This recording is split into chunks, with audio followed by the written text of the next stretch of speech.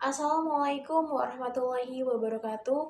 Halo semuanya, perkenalkan nama saya Arsali Putri Pirela dengan NIM 16092420209. Kelas reguler 1D.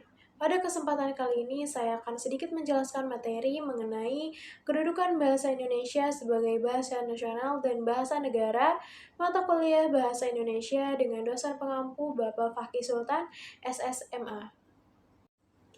Kedudukan bahasa Indonesia sebagai bahasa nasional dan bahasa negara. Apa sih bahasa Indonesia itu?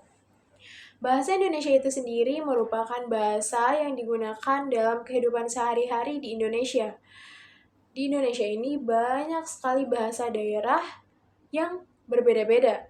Dan cara kita berkomunikasinya adalah dengan menggunakan bahasa Indonesia sebagai bahasa nasional. Misalnya, orang Papua dengan orang Jawa, mereka akan berkomunikasi dengan bahasa Indonesia. Tidak memungkinkan jika mereka berkomunikasi dengan bahasa daerahnya masing-masing. Mereka tentu saja tidak akan saling mengerti. Dan tentu saja cara mereka berkomunikasi adalah dengan menggunakan bahasa nasional, yaitu bahasa Indonesia. Dengan kata lain, bahasa Indonesia itu sebagai lingua franca. Apa itu lingua franca? Lingua franca itu sendiri merujuk pada perannya sebagai bahasa penghubung di antara berbagai etnis dan bahasa di Indonesia. Dengan bahasa nasional memudahkan untuk bangsa Indonesia berkomunikasi satu sama lain. Yang dimana terdapat 700 bahasa daerah yang ada di Indonesia.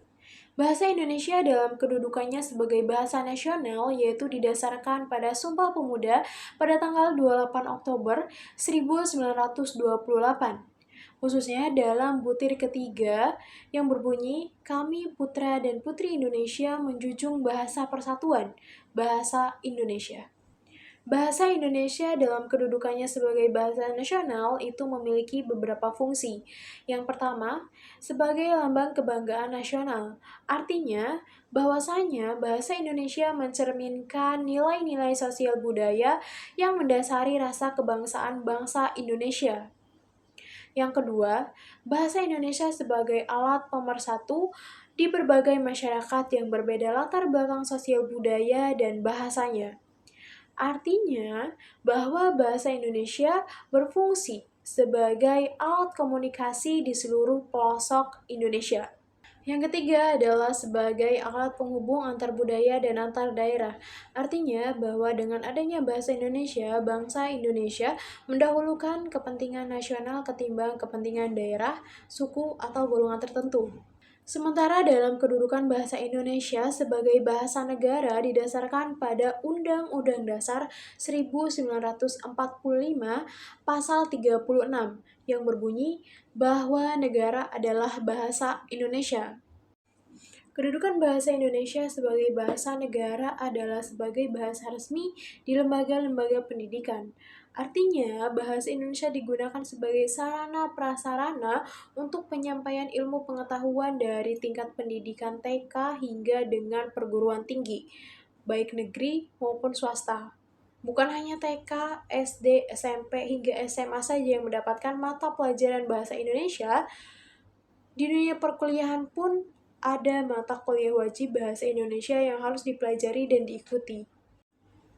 Jauh sebelum bahasa Indonesia ada dan dipergunakan sebagai bahasa nasional dan bahasa negara di Indonesia, bahasa Melayu sudah terlebih dahulu menjadi alat komunikasi di Indonesia.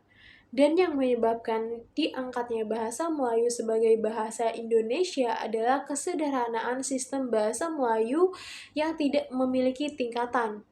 Misalnya tidak seperti bahasa Jawa yang memiliki tingkatan seperti kromo, kromo madya, dan ngoko. Bahasa Melayu tidak mengenal tingkatan. Dan itulah yang menciptakan kesan bahasa Melayu mudah untuk dipelajari dan dipahami. Kesimpulan dari bahasa Indonesia sebagai bahasa nasional dan bahasa negara ialah memiliki peranan yang sangat penting dalam menguatkan identitas bangsa dan memfasilitasi komunikasi antar warga negara.